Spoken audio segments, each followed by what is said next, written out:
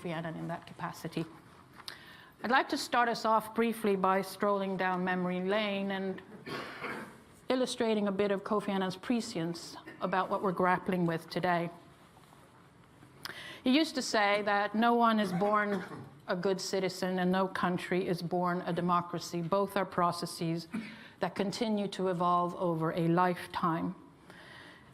His approach to these issues, too, continued to evolve over his lifetime. Many may not remember now that straight out of the gate down memory lane in 1997, he illustrating a bit of Kofi Annan's prescience about what we're grappling with today. He used to say that no one is born a good citizen and no country is born a democracy. Both are processes that may seem obvious today, but it was prescient then. It's come to shape the way human rights are integrated, continued to evolve over his lifetime to this day. Many may not remember now that throughout his later strolling down memory lane in 1997, illustrating a bit of Kofi Annan's prescience about what we're grappling with today. He used to say that no one is born a good citizen. 20 years ago this year, both are processes that may seem obvious today, but it was prescient then. Kofi Annan launched it's come to shape the way human rights are integrated, continued to evolve over his lifetime. Many may not remember now that throughout his later strolling down memory lane in 1997, illustrating a bit of Kofi Annan's prescience come parading about grappling with today. Protectionism, populism, he used to say that no one is born ethnic chauvinist. 20 years ago this year, the more richer people there are, that may seem obvious today, but it was prescient then. Kofi Annan launched it's come to shape the way human rights are integrated, continued to evolve over his lifetime.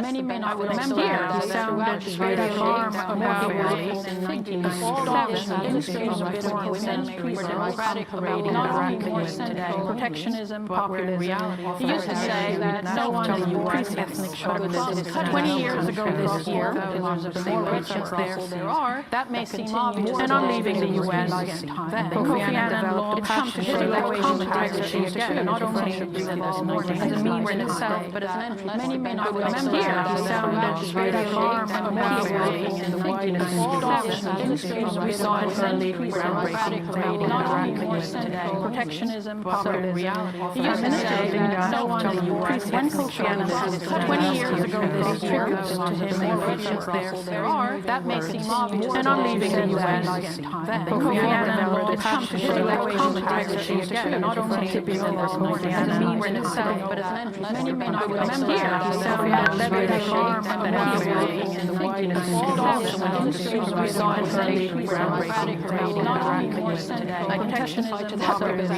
He used to say that no one is born when Kofi Annan 20 years ago this year, to him more riches there are, that may seem obvious. And on leaving the UN, Kofi Annan launched come to shape the way human rights are integrated, not only as a means in itself, but as an end. Many may not remember the sound of radio alarm in the whiteness illustrating we saw it early groundbreaking parading grappling with today. Protectionism, populism. He used to say that no one is born when Kofi Annan 20 years ago this year, to him more riches there are, that may seem obvious. And on leaving the UN, Kofi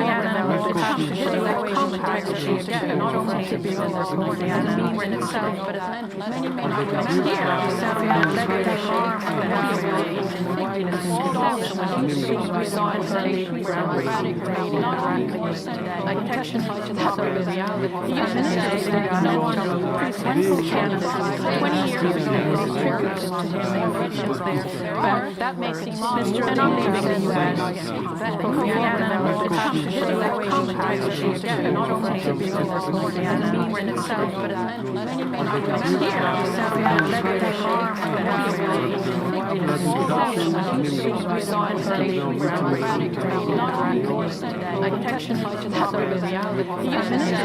No one went Canada 20 years ago.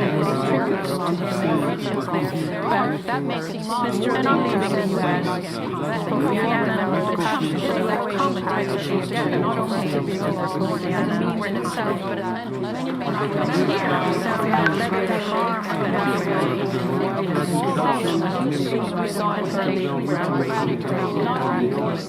protection to the reality.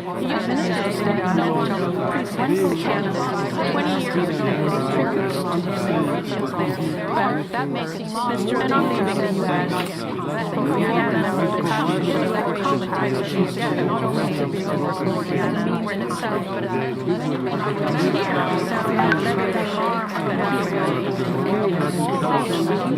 leaving in that. Kofi Annan was traumatized. Not only to be in itself, but that makes him Mr. And I'm leaving in that. Kofi Annan was traumatized. Not only to be in itself, but that makes him Mr. And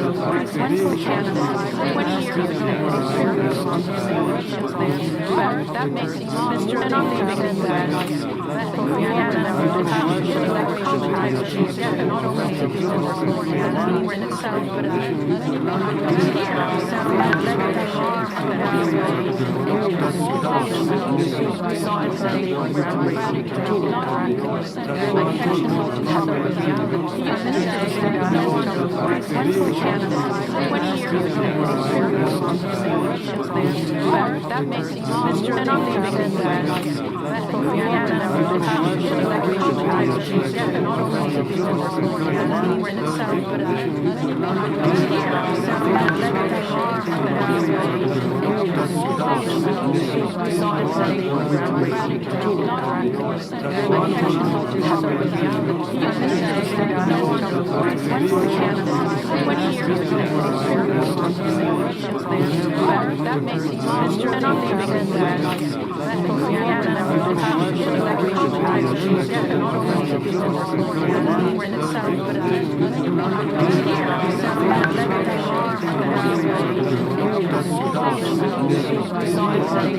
that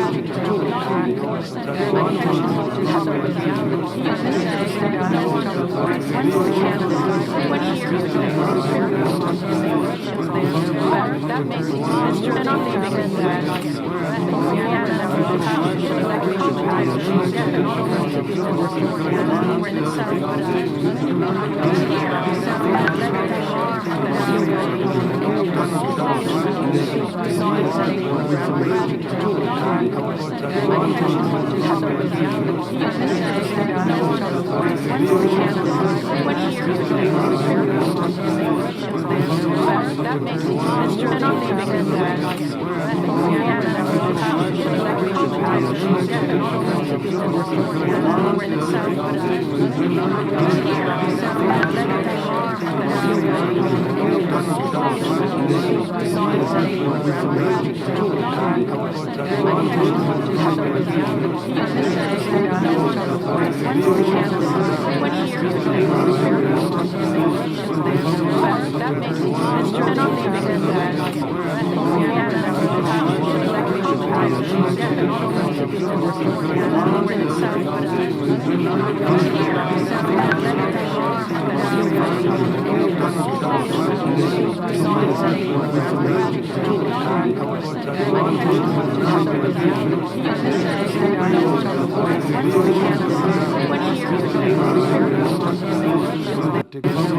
that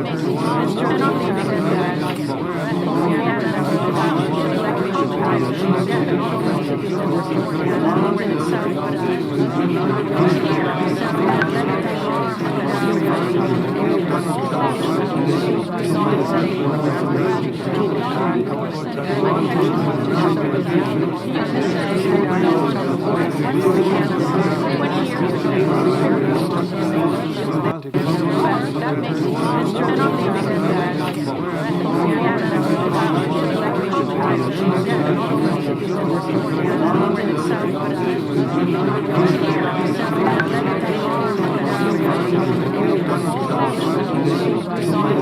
That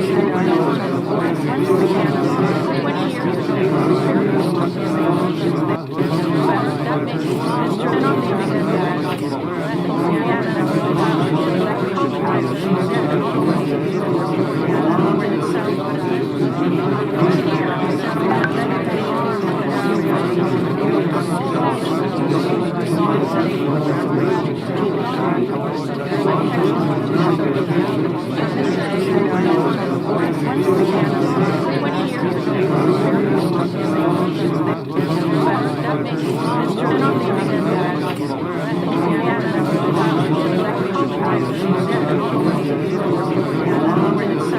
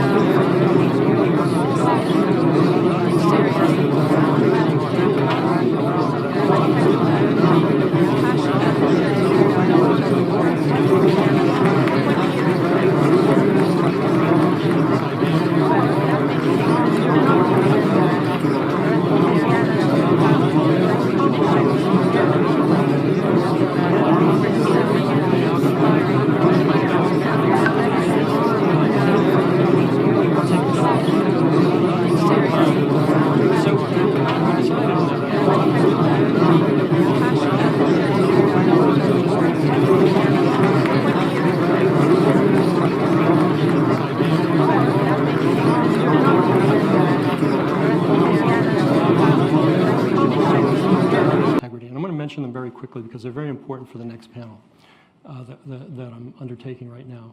So what are the 5 things that you need for electoral integrity? First, you have to reduce the barriers to political participation, whether those barriers are based on gender or race or ethnicity. But you really do have to try to fulfill a mandate of equal participation by all. Secondly, you have to control political finance. That unfettered political finance into elections destroys political equality. Third, you have to have and build the rule of law, because if you're going to try to regulate political finance, you better have rule of law. Fourth, you need independent, professional, capable election management bodies. That this was really crucial throughout the world. And then fifth, you needed what political scientists call a mutual security system. What does that mean? It means that elections in democracy should run as a mutual security system. If you lose an election, you should be assured that you will survive, your party will survive, and you will be able to contest elections sometime in the future with the chance of winning. And if you win power temporarily, and you do not use that power to try to eliminate your opponents and try to win power forever through one election. Now, it's a very easy idea to understand, but it's very difficult actually to get at all the components of that. But it's absolutely essential these days, not just in the global south, but everywhere. Now, I mentioned that it was we wanted to do a global panel, and our report that came out pointed out that, let's say the United States, for instance, was lacking in independent professional electoral management. It was at times putting up barriers to political participation, was god-awful when it came to controlling political finance. And now I think sadly to say that some of the rules and formal norms that go into creating a mutual security system are beginning to fray and break down. But I want to read one paragraph that was stuck in this report. Here's the paragraph, and this is something that Kofi felt very strongly about. This was in 2012, if you remember. In Europe, economic recession and the pressure of bad debt are putting democracy under great strain. The politics of spending cuts and budget austerity, whatever their merit, are difficult for all modes of governance, democracy included. But it is striking how quickly European leaders have fallen into a technocratic trap, believing that public legitimacy is not needed to make and implement difficult economic decisions. When the European Union tells elected politicians that they have no choice but to implement radical austerity measures, it tells the people of those countries that they can choose governments, but not policies. When leaders in older democracies appear to fear their own voters, it sends a chilling message to the rest of the world about the basic confidence in democratic practice. So in that report that we did in 2012, there was no mention of social media, no mention of the internet. But you have that paragraph that was a recognition that something was going on in the body politic of Europe, and as we well know, in the United States as well. So last year, Kofi decided, was very much affected by the amount of hate speech and disinformation that is on the internet and on social media.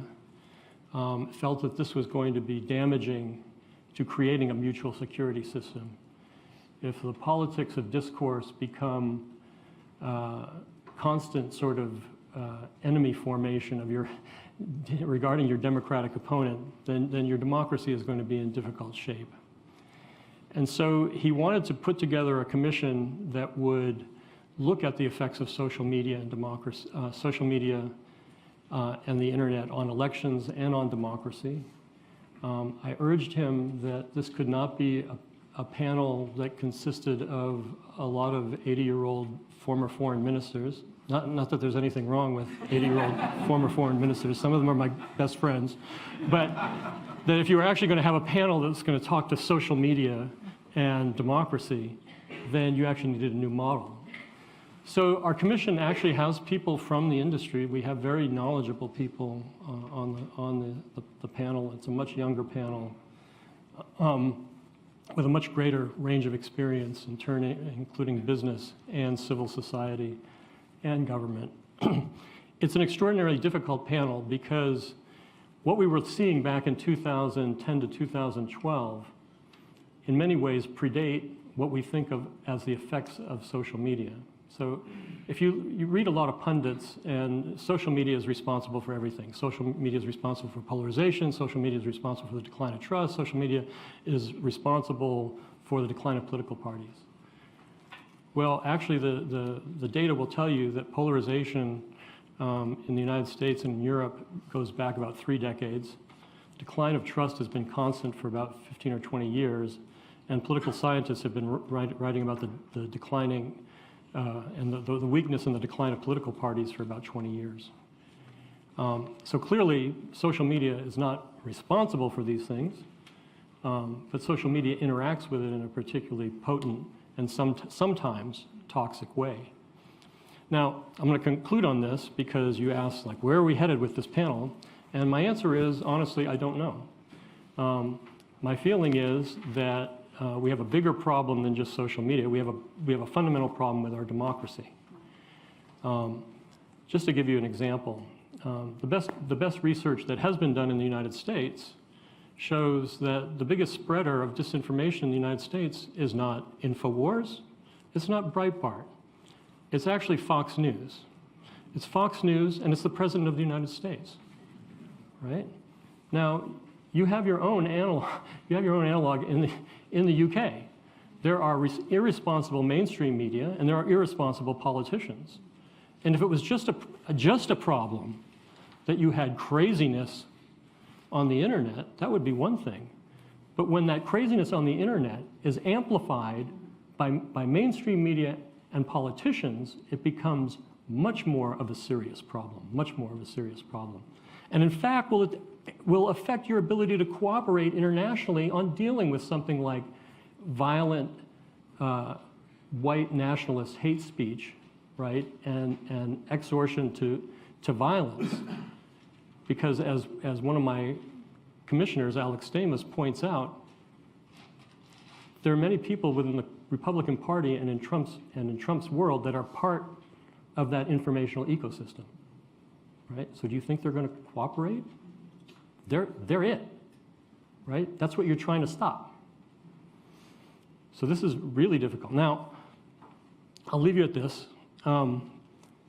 What he always said, so when I joined the UN in 2003, we had only really one substantive conversation about the high-level panel. And what he said, one of the things that he said was, all of your panelists, and David's here, David Hanna, all of your panelists are going to show up and they're all going to have their own ideas, they will have all figured it out, and they're all going to put forward those ideas as if that's the end of the game. Don't let them do it. He said, make them go through the exercise of actually reading research and reading analysis, and that's how you're going to bring them to a common diagnosis of a problem. It worked for everybody except for David. And so that's what I'm trying to do right now, right? Before we, go into sort of what are our recommendations stuff, we're still at the point where we're doing the research and trying to deal with a very complicated problem. Thank you, Stephen. Fascinating stuff. Let's turn now to the human rights side of the equation. Radhika Kumaraswamy. Kofi Annan was determined to do all he could to get the UN human rights machinery working as it should. It was an uphill battle then. It's even more of an uphill battle now, would you say? Yes. Well, let's remember that he won the Nobel Peace Prize, which has been not mentioned all morning, and he won it for his work, for the UN's work in human rights and humanitarian, the legacy of the UN in that. And I think he would have liked to have that as his legacy. Because if you look back, his era was also the golden era of this human rights and humanitarian work within the UN system. To understand it, I think you have to also understand the evolution of human rights within the UN. Most people now think it's a Western and Eastern problem, but actually the first phase of human rights after Eleanor Roosevelt created helped create the framework, along with many others, was standard setting. For 20 years, the UN only made laws, or the covenants, the Genocide Convention, and it was around the 1960s and 70s that it began to, what I would say, pierce the sovereignty and look at within nation states. And the first case was apartheid. And after that, it was disappearances in Latin America that it did in the 70s. Those were the first created the working group on apartheid, then the working group on disappearances, and the special rapporteur on torture. So until the 1980s, it was very much a product of Asian of the South issues, but the issues that we've always considered very progressive. But then came the golden era after the fall of Eastern Europe, and I think, as Mr. Malakbar mentioned in the morning, between the fall of Eastern Europe and the war on terror, we have this golden era period of all these human rights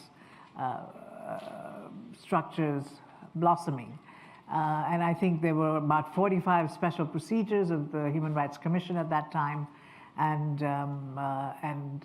then during Kofi Annan's period, really we see acceleration of this. Now, what are his contributions? I think one of the most important contributions was process and technical issues. Within his era, I think the Office of the High Commissioner for Human Rights became a place which just constantly gathered information on what human rights is happening all over the world. And it has now become the archive for every human rights violation in the world. What is done with it later or not done with it is different, but there is now an archive, and continues to be an archive. These very hardworking people who are constantly collecting the information, and that process solidified during Kofi's era. The second thing is he raised the Human Rights Council to the same level as the Security Council and the Economic Social Council. Earlier, it was a sub-branch of the Economic and Social Council. So he made it the third pillar of the United Nations. So we have that happening, which is a major step forward. And then with that, he introduced the idea of universal periodic review, that each nation would actually be reviewed by their peers within the UN system. This has its problems, but it gives an occasion for even NGOs and others to come forward with their critiques and issues with regard to the government in question. And so the Human Rights Council, which is now a little problematic, but it's at least was raised to the same level as the other two. Then within the Security Council, this people have not focused on, there was an era of detente among the big powers, and it moved forward on human rights. For the first time, it recognized that human rights and humanitarian issues were a threat to, if there were grave violations, were a threat to international peace and security. And through Article 99 and the Secretary General, he started to bring two issues before the Council, actually three. One was children in armed conflict, to bring that before the Council. The second was women, peace and security, and one issue of that looks very important is, of course, is sexual violence. And the third was protection of civilians. Now, he appointed me as a special representative on children in armed conflict, so I had a pretty important role in the children in armed conflict reports before the Security Council. And with that, there's also the Sanctions Committee set up. Some people, it's a very controversial thing within the UN, but the idea that you can sanction groups that are committing violations.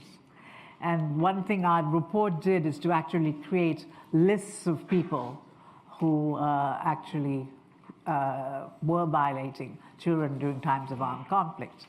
And I must say that you might think cynically, why would this work? And I would tell you from personal experience, having met warlords in Central African Republic, they do care about the Security Council, and they do care about being on those lists, and they do cooperate, quite a large number of them. So this was all Kofi, under Kofi's reign that all this happened in the Security Council. And because of the detente, the Russians, the Chinese, they were not particularly, they were quite cooperative, I must say, in my time that I was there. Then I must say he brought in the substantive rules, such as the responsibility to protect, the ICC, all this was set up during his time. So his was the golden era. Whether we will ever go back to that, we do not know. But the fourth phase of human rights, that's after the golden era, is, I think, the one that began after the war on terror, and which we have not escaped from. I think that he was the first to face the full backlash of that war on terror, as we all know. It came frontally at him and the United Nations. And after that, I think it has not really died down. We had the respite of the Obama era, but at the same time, we suddenly had China, Asian countries, Russia, all reasserting the notion of sovereignty and really defying any scrutiny from international actors. So where do we go from here? The external environment is hostile. But case by case, there are advances. I'm on the United Nations fact-finding mission on Myanmar, where there's a strange political alliance between the European Union and the OIC, Islamic Cooperation, Organization of Islamic Cooperation. And that alliance has given us victory after victory, strangely, at the United Nations. It created first a fact-finding mission, and we wrote a pretty strong report, including naming 6 generals by name who we felt were responsible for the genocide. Then now in September, when we handed the report, that political grouping has now created a prosecutorial authority whose purpose is to create files on these generals and others in case they have committed genocide, war crimes, or crimes against humanity, to be used in a court if it's ever set up in the future or in universal jurisdiction cases. And Facebook, for example, strangely responded by taking all the accounts of our generals that we had named down. They went on to the Russian accounts, and then the Russians took them down. So that was very interesting for us, that even the Russians felt that their postings were far too full of hate speech to be on their agenda. So in the long term, I think we have to do the case-by-case method. This may lead to people the calling of double standards, why some cases and not the others. But I'm of the school that says some justice is better than no justice. But also, I think we have to go back to know that this system in the OHCHR should be preserved. So it continues to collect the information, create those archives. So if the environment changes into a positive environment, the information will be there where we can be able to act on it. Thank you, Radhika. Thank you, Radhika. Patrick Gaspard. How do we go forward from this? If those were the golden years, we are in the dark years. And we heard this morning a strong rallying cry for civil society, yet, as you and I know, on the front lines of that battle, we have a shrinking, sometimes closing space for civil society now. And how do we advance democracy leadership in the face of all the isms that have come back, as Kofi Annan predicted? Patrick. Thank you so much for the question and for giving me the pressure of closing out the first round. So, I will, if I can, take up your question with a bit of a provocation. But first, as I do so, I'm going to cite Kofi. You mentioned that I engaged with him as president of the Open Society Foundation, but I first engaged with him when I was in the Obama administration, and then eventually when I served as ambassador to South Africa. You can't be in the diplomatic corps anywhere without having Kofi Annan as your guiding light, and occasionally as someone who will give you some very pointed advice. I had the good fortune to facilitate one of the very last public interventions that Kofi Annan had. It was in Johannesburg a few short weeks before we lost him, and a group of young leaders from throughout the African continent were gathered and convened under the umbrella, the tent of President Obama. And he asked me to facilitate this conversation with the former Secretary General. And during that conversation with those young leaders, he told them, as all, we were all, of course, in awe of him and impressed with the history and the legacy, right? Legacy is a powerful word and has a hint of a kind of bureaucracy to it. And we know that bureaucracies are occupied by too many small-minded leaders who dare not speak up.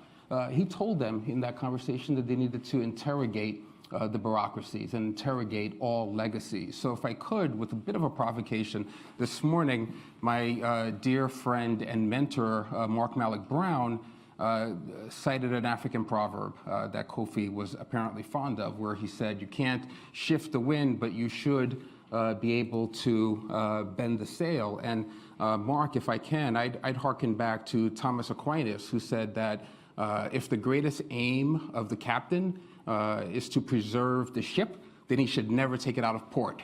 And I think that this is a moment when we need to do more than just bend the sail, and we need to take the UN on rights, on the participation of civil society out of port, and we need to go and sail it right into the teeth of the wind, even if our sails come undone, because this is a moment to make it new.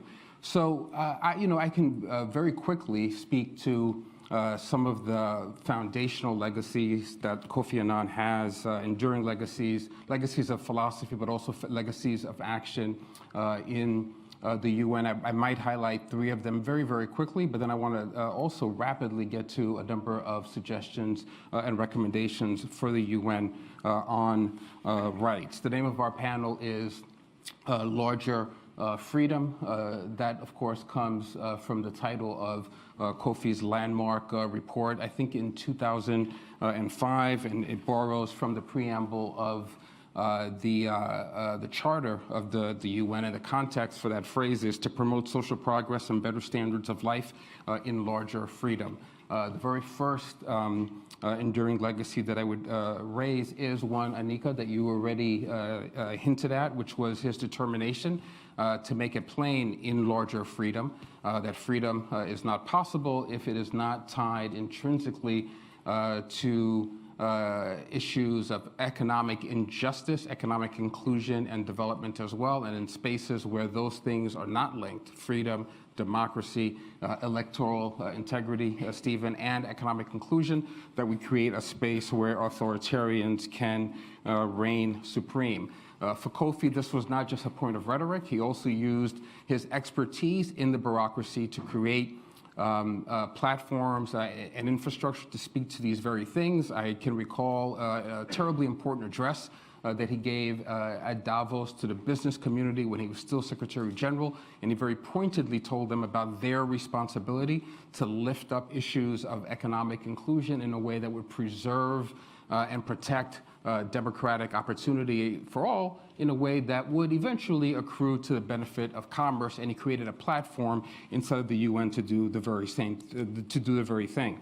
The second enduring legacy that I would raise is his acute and sharp awareness of the limits of multilateral cooperation when reconciling the need to uphold a set of enduring values. And as a result of that, he became the greatest global champion for civil society and for the need to include civil society in all of the robust, dynamic debates and conversations in the Security Council. But he did more than that. Everywhere he went, whenever he landed, he made certain to meet with civil society leaders who were imperiled in the most challenging, the most marginalized, the most repressive spaces. And as a result of doing that and calling them into his company, he would extend his own halo of protection to them. And I think we can appreciate in this moment when we think about places like Myanmar or in spaces like the favelas in Brazil, or if we think about what's happening to people like Osman Kavala right now in Turkey, we can understand why there's a need to have leadership in the UN that extends that halo of protection.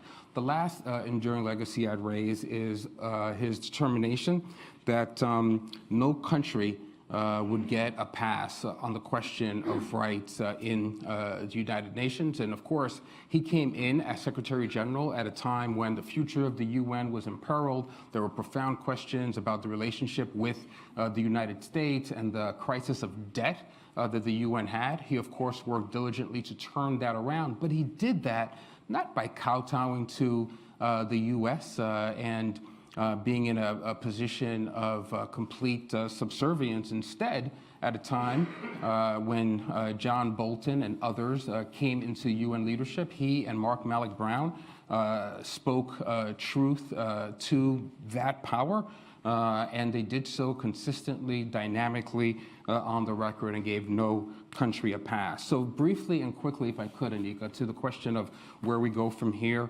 and on recommendations, I'm going to use a phrase that is a joke in UN quarters and one that we need to turn around. That phrase is, what happens in Geneva stays in Geneva.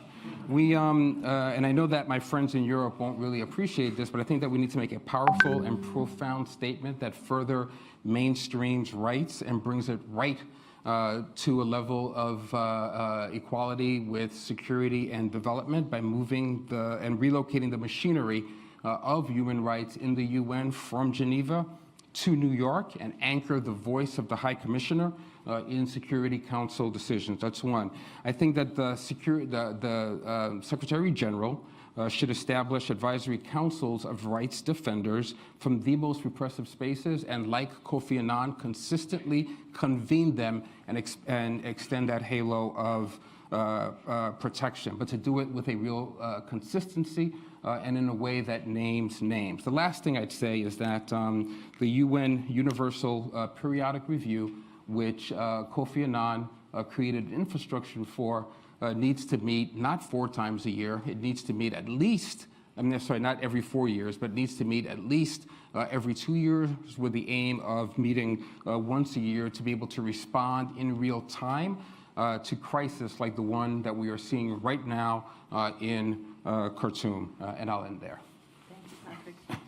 Did you have any thoughts on the closing space for civil society, which is something that we grapple with? I think I spoke to that in a way. You know, there's one of the great aspirations that that Kofi had. He would talk about this all the time. Was this sense, Prime Minister, that the African Union and African regional bodies would take up their proper pressuring leadership role inside of the United Nations on rights and on the proper inclusion of civil society. He was so impressed and so enamored with the dynamism and the vitality of African civil society that he thought this was something that would animate a different kind of direction and conversation into the UN body.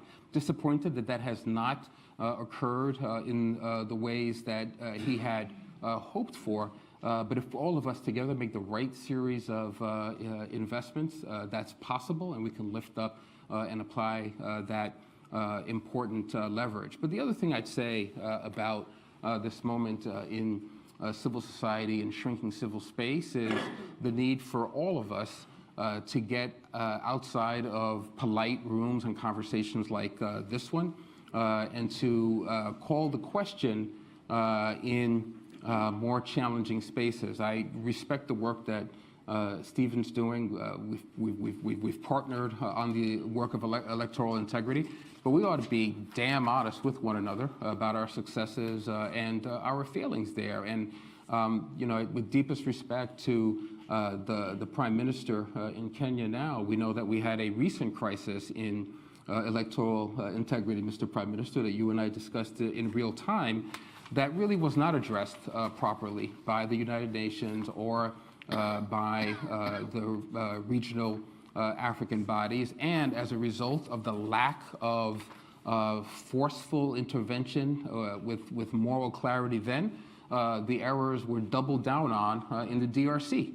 And we have a circumstance in the DRC now where all of us have politely moved on and we've papered over what happened to civil society there, and what happened to citizen voice in the DRC following those elections. And the international community always seems to put a primacy on security over true democratic participation. But if we're ever going to get at this real challenge of closing civic space, we need to call out the challenge and the moment in the UN and in all of our bilateral engagements. Thank you. You should come to our next board meeting at the UN Democracy Fund. I'm going to open up for questions from the floor now, because I really want to make sure we have at least half an hour, maybe more, I hope. Please identify yourselves, wait for the microphone, and I do hope you'll make your questions as forward-looking as possible, because I think we had to skip a bit of that in the interest of time. So, I see no hands. Oh, right at the back. Ma'am.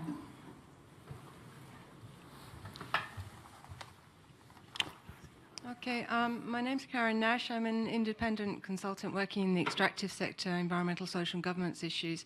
I have quite a simple question. It may be an uninformed question, but it's linking what Stephen was saying about misinformation at the highest levels in the media, and with Patrick's been saying about, and it's a theme this morning, of the engagement of civil society and opening up civil voice, citizen voice.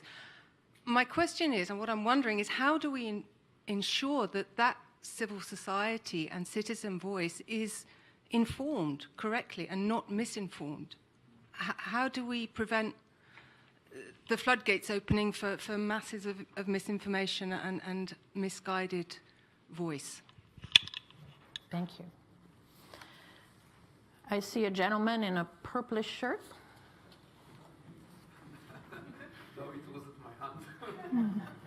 Sort of red and white, I think. But Sorry.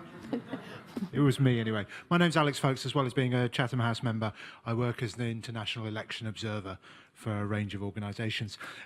Taking on board what both Patrick and Stephen have said in particular, it's all very well coming up with being prepared to look at election campaigns, particularly online, social media and so on. My question to the panel is, how do we get international agreement as to what is permissible within elections, particularly when one country has a vested interest in being able to interfere when and how it wishes?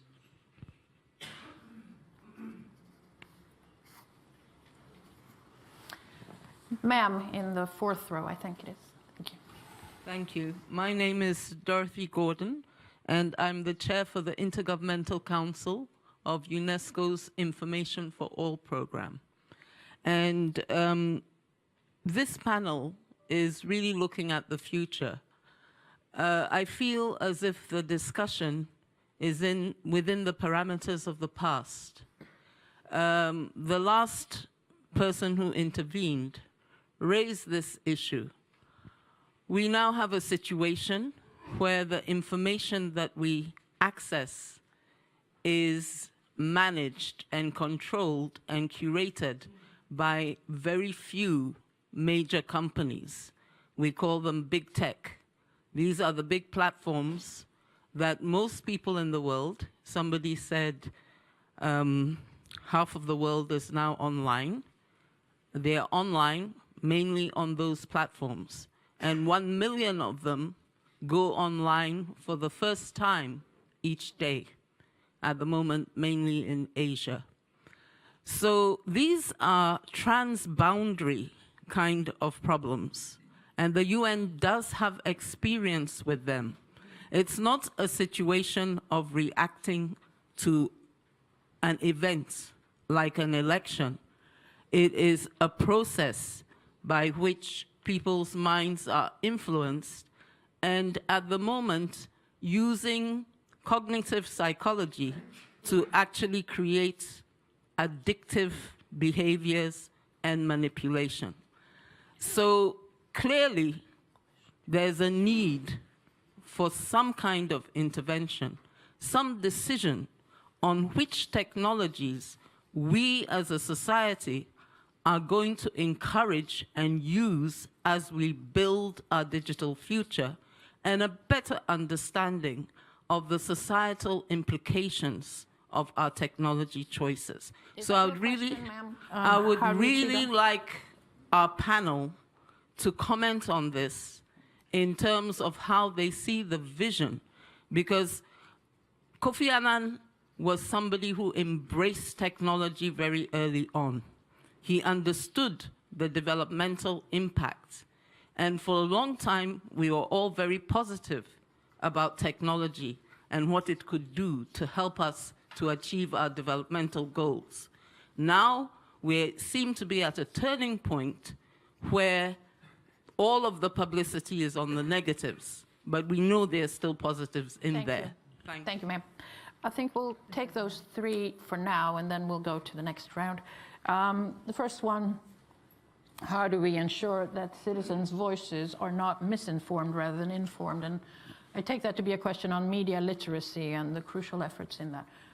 Stephen, would you like to start us off on that? Yeah, I actually go to the last question and maybe work my way back to it. Kofi believed, and I believe, and our panel believes, that social media and the internet can still be a power for good. Nobody in this room would know who Greta Thunberg was in the absence of social media. No one.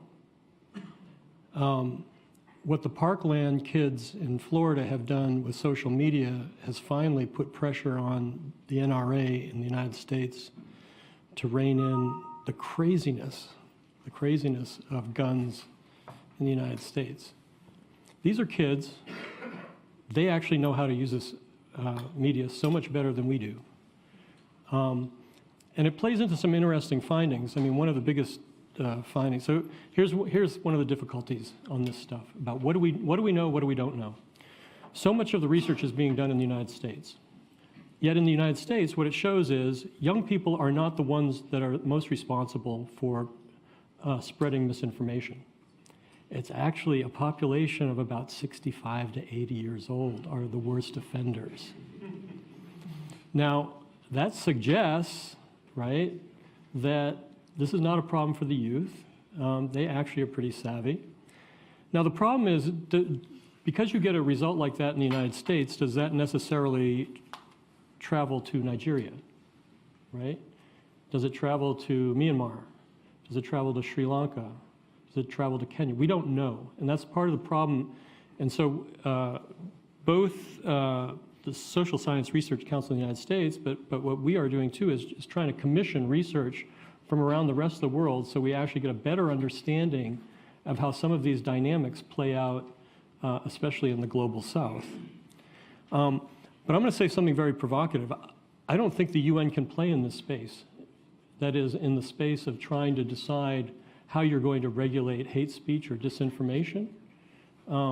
It's because of very simple, and it goes right to the heart of democracy and authoritarianism, right? It's like there are plenty of governments in the United Nations that don't give a fig for free speech, freedom of assembly, right, and opposition, right? And that's so, you know, a universal solution to disinformation, forget it, right? It's going to be hard enough getting democracies themselves to come up with what are the various standards that they hold dear. And one big problem is that most democracies actually differ on what precedence you're going to give to freedom of speech. In the United States, it's extraordinarily difficult because of the First Amendment. So here you get into national regulation and national laws, and that's where the action is probably going to take place with some like-minded countries, and this is what France and New Zealand is trying to do right now, with some like-minded countries pushing the envelope in terms of what can be accomplished multilaterally. I was going to ask, Prime Minister, did you have something that you wanted to say, and then we'll go to... Sure. The two issues here. One is the freedom of speech and freedom of expression, and then abuse of that freedom. In the era of the social media and Cambridge Analytica, for example, where information is manufactured, disinformation, and then before you know it, it is already out there. Then it becomes what they call go viral. It's all over the place, and it's all information that is negative and is concocted. It has nothing to do with the information. How do you deal with this sort of kind of situation? I think it is an issue that the international community has not actually found a solution to. It is, I've been a victim myself, where you find anytime you open the Kenyan page, you'll find my face there. Many people have killed. how I'm a danger to the society and so on, and you're right in the middle of campaign. And when things are over, that organization itself has been wound up. There's nobody you can charge for that kind of abuse of information. But what I wanted to talk about here is the role of international election observation. Because I think this is something that has also been abused very seriously. International observers are supposed to come to a country to observe an election and become objective about their assessment of the elections. But the standard practice is that they will come a few days to the elections. First, they say they've appointed some local representatives. They go and spend the days in the big hotels. They can do maybe 1 or 2 trips outside. On the polling day, they choose a few stations they would go to visit. And after that, they will go then when the counting is being done, and then the results are being announced. And then on the basis of that, they quickly sit down and then write their reports. Now, I've told him that if you really want to give factual information about an election, then there must be longer presence and wider presence in the country. Because elections are rigged sometimes at the registration of voters. That is the first stage of rigging of the elections, where they would ensure that areas which are anti-them, particularly those who are in power, don't get sufficient votes. They register, over-register in other areas and under-register in other areas. Then on the polling day, they can stage a show, which is very impressive. People line there to go and vote. And particularly these days when you're doing the electronic voter identification, people will go, they're being identified electronically, and then after that they'll go to cast their votes. And then the counting is done transparently.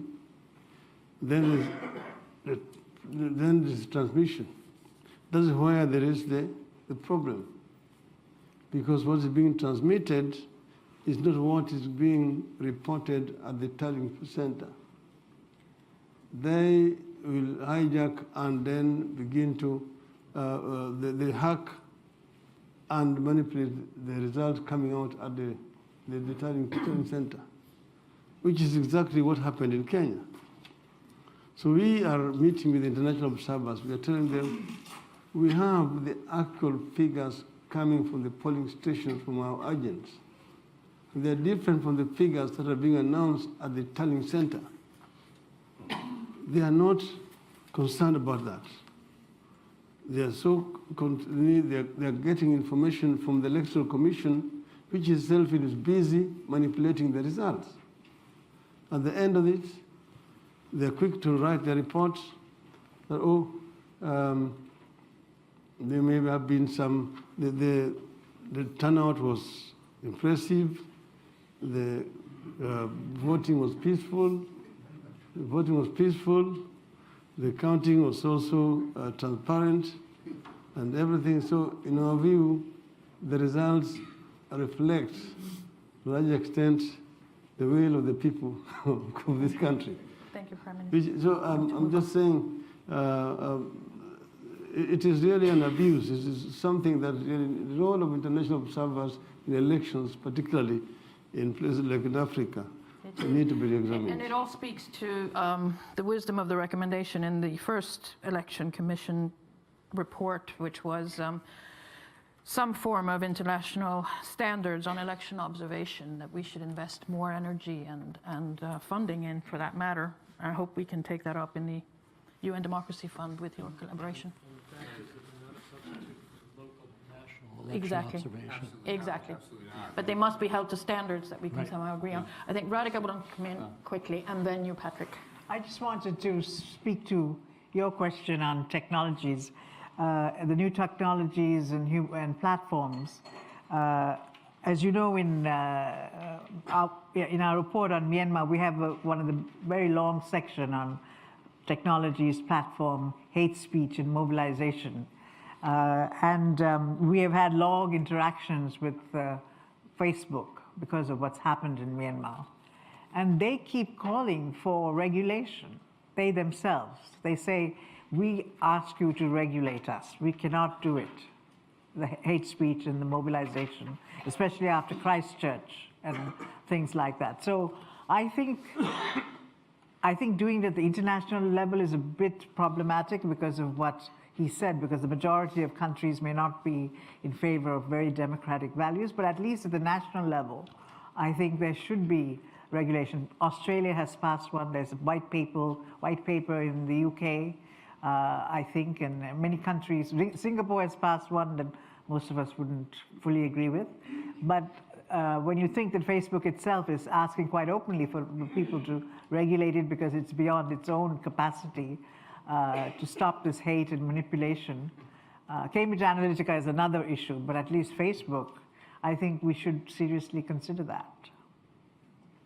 1 minute, please, because we have questions. Facebook was dragged kicking and screaming to that position by civil societies. Facebook and the social media companies, the digital platforms, all have this remarkable skill for expressing contrition without consequence, and we all have to build the consequence into this. I'm now understanding the staging, Annika. I think that Stephen and I were put at extreme ends on the stage so that we could have like some kind of mode of disagreement here.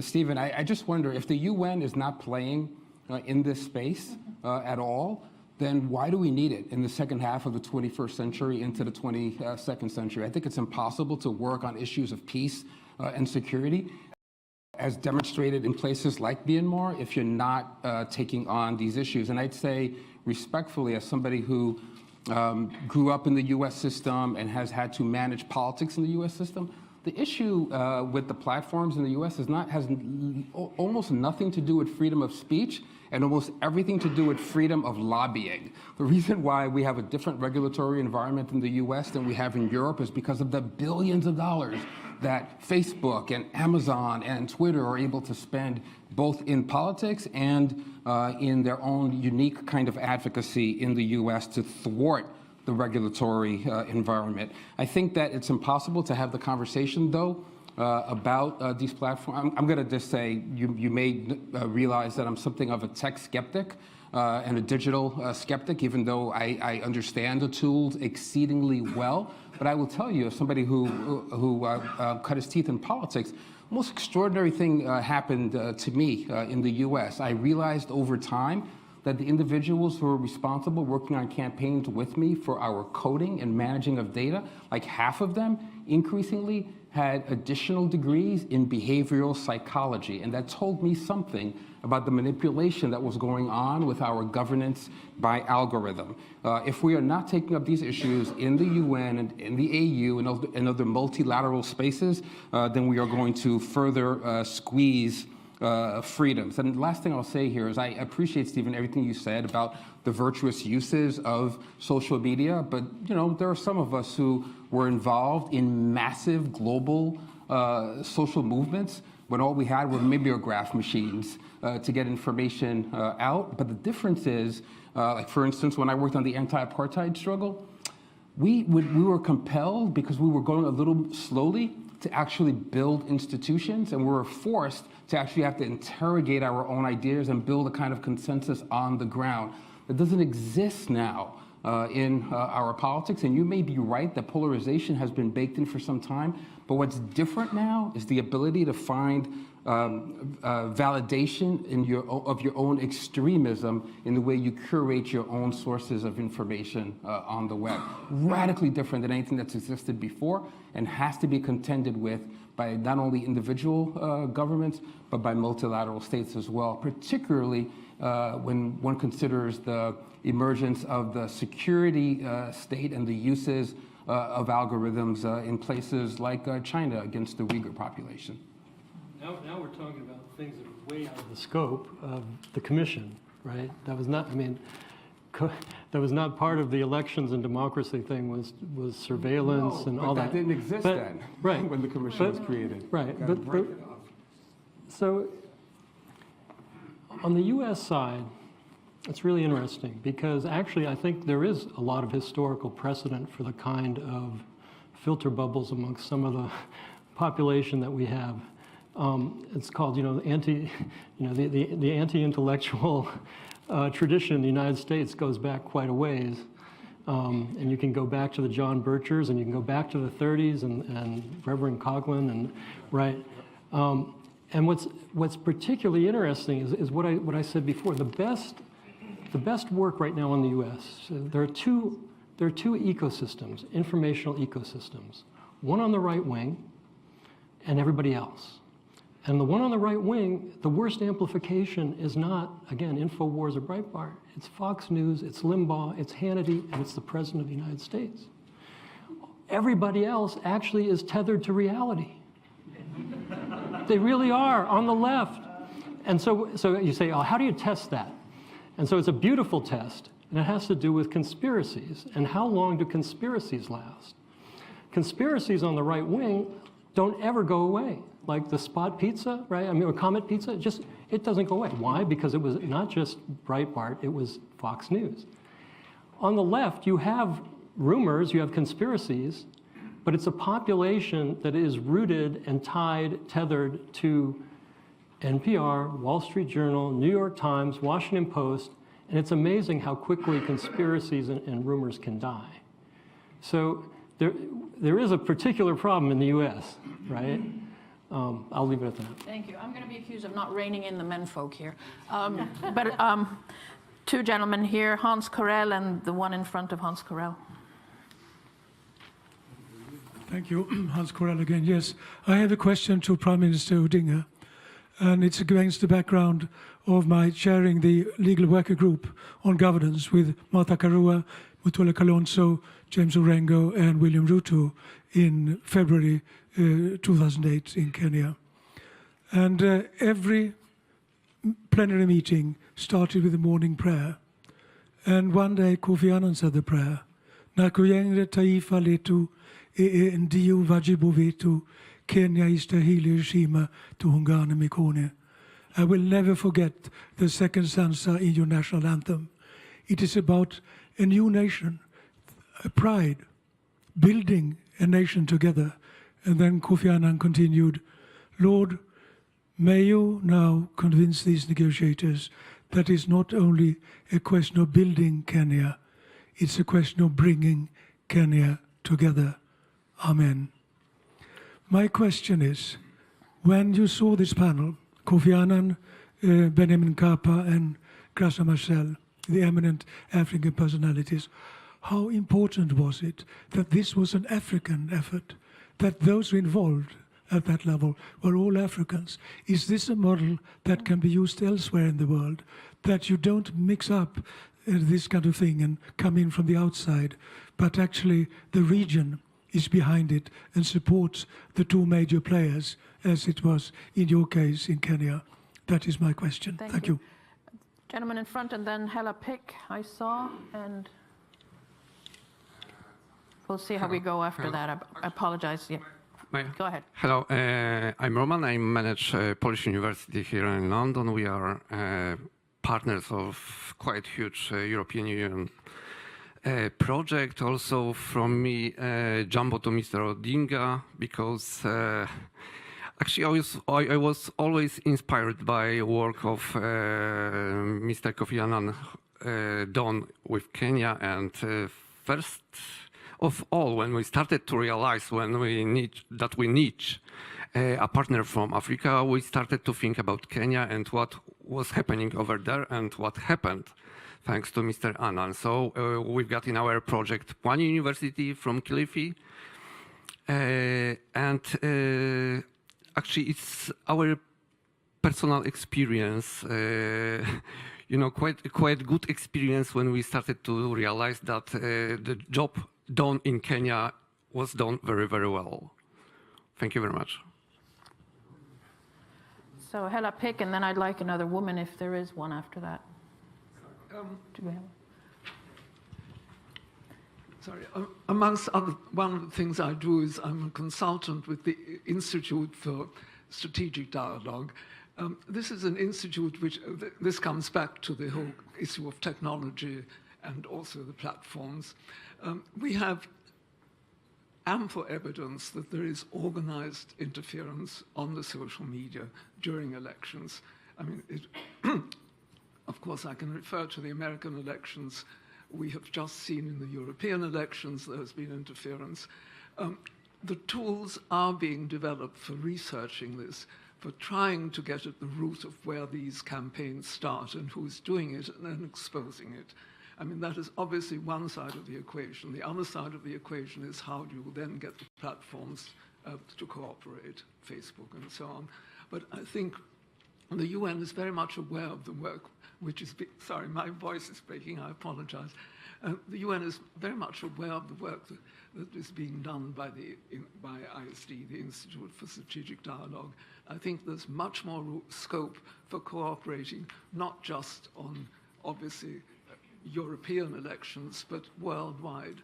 And the UN is interested, but I think it needs more cooperation because these tools do exist. It is not that we have to rely on a few lobby groups pursuing one issue or another. This is something much more fundamental and much more dangerous, and of course is also linked to radicalization, to anti-terrorism. It comes from the left and from the right, from both ends. It isn't just the right which is involved in this. So I think all this work needs to be looked at much more carefully, and I think there is a UN role for this. Thank you. Thank you, Hella. And we'll take one more for now. I see a woman behind Jeremy Greenstock.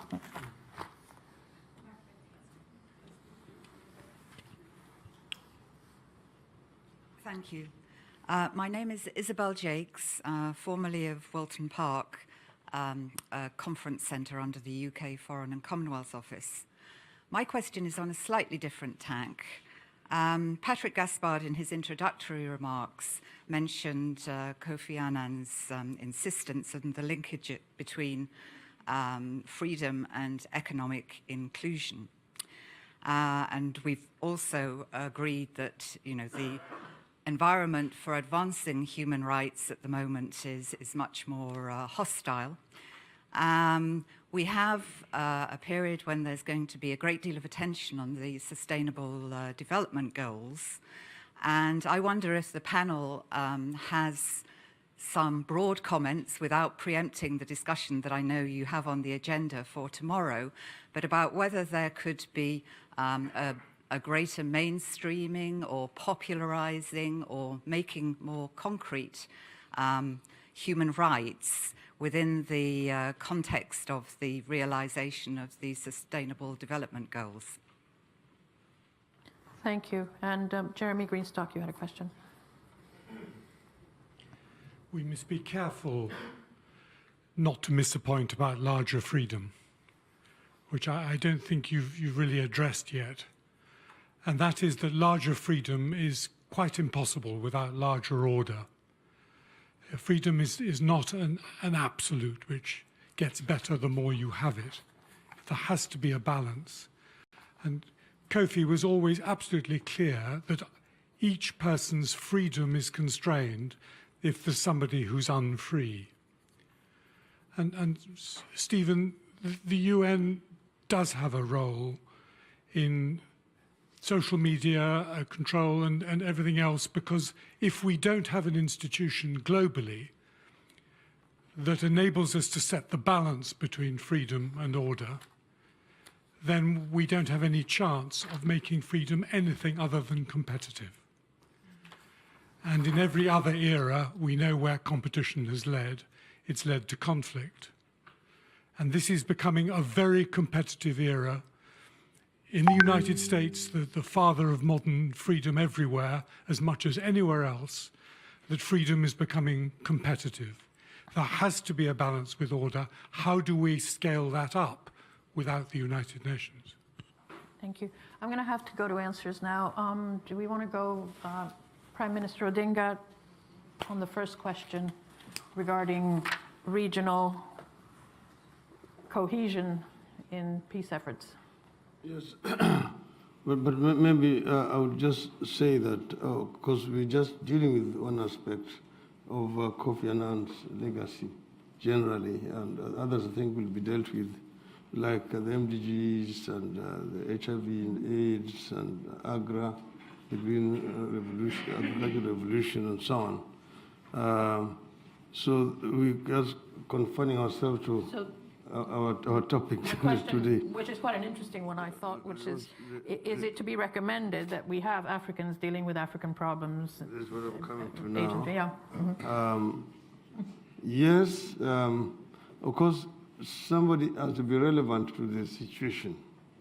You need to know the environment, the sentiments, the cultures of the people you're dealing with, because you cannot deal with an issue abstractly.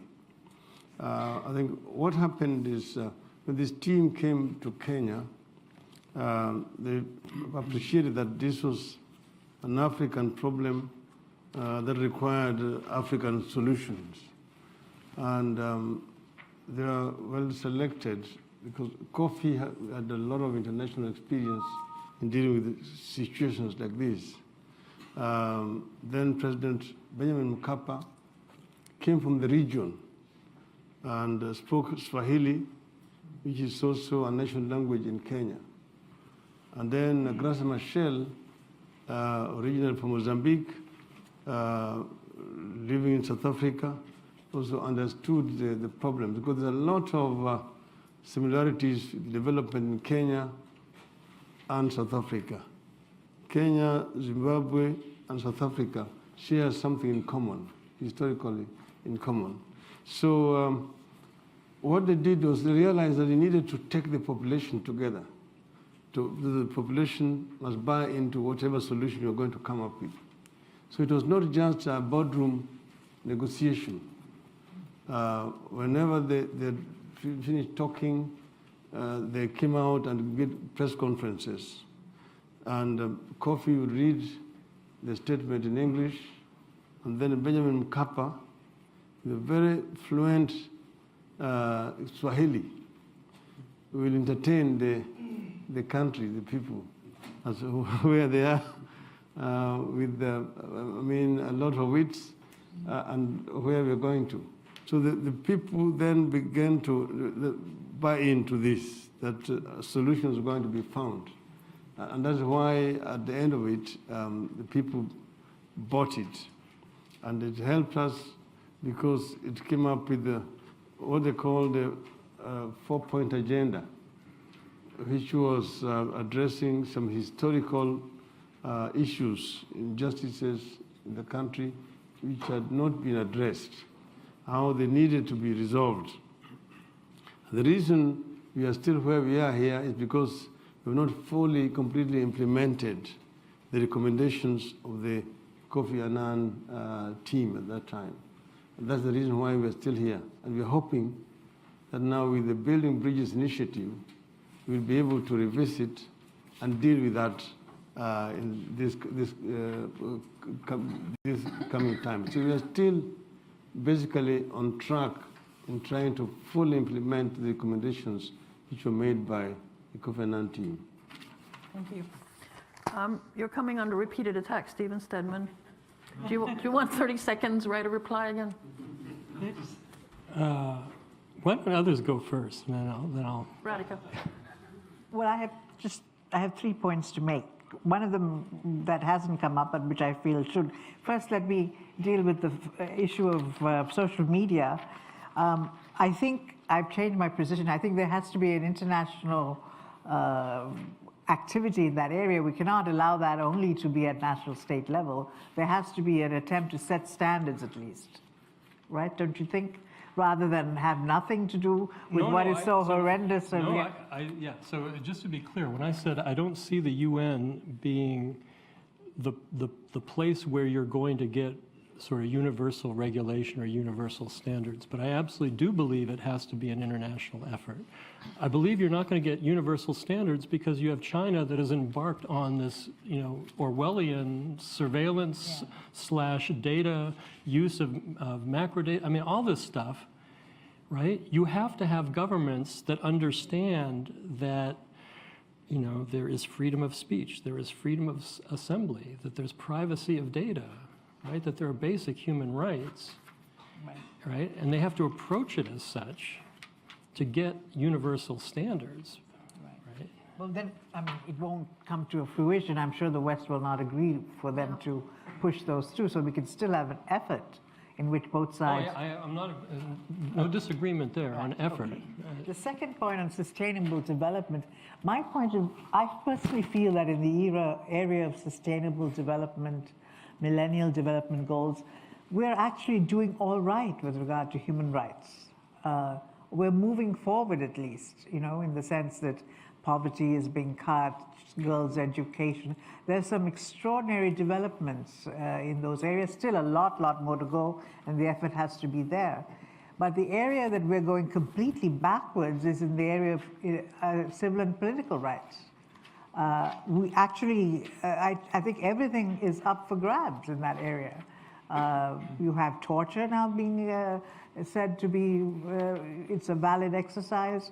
You have situations, if you think of the companies, private companies creating surveillance equipment that many governments are buying, which could basically spy on every aspect of your life. So to me, the real danger doesn't come in the sphere of, because everybody seems to be agreed on millennial development goals and sustainable development, and it's just not moving fast enough. But here we have the very fundamentals of the system on which the International Covenant on Economic and Political and Civil Rights rests, and the Torture Convention, the Extrajudicial Convention, all these, they're just, I think, much more up for grabs since 2001. And in the morning, someone asked, what's the turning point when Kofi's golden era? I think it's the war in Iraq and the attack on the World Trade Center. I think after that, human rights, a whole lot of things occurred. And the distrust of Western, and this has to be said, that invasion of Iraq was, earlier there was detente, southern countries, even China, were taking willingly part of a lot of human rights initiatives. But that war in Iraq created the role of human rights being used for invasion, even though that's not the case. And the UN, as you know, Kofi Annan stood against it very strongly. But in the minds of people all over the world, there is that belief that human rights is often used for invasion. I'm not saying it shouldn't be. The responsibility to protect should be there, but there has to be a process that people think are fair. So I think I worry about the international civil and political rights. Really, that I think is the bigger area of worry. I think with that, we will have to close. Prematurely, though it seems. I'm going to echo what Patrick said, though, about bending the sail is not enough anymore. And what I take away from this is that in the efforts to do more than bend the sail, we have a lot of work to do to see where does the UN have agency? There's a lot of disagreement here about, does the UN have agency on this, one of the most burning topics of our time, and a lot of feisty feelings about that. So may the discussion continue. And thank you. Even where the UN doesn't have agency, it can have voice in an effective Very much, SG, and which is what Kofi taught us. I could not agree more. That's Absolutely. what's critical. The bully pulpit must be used. You're quite right. Thank you so much, panelists and audience.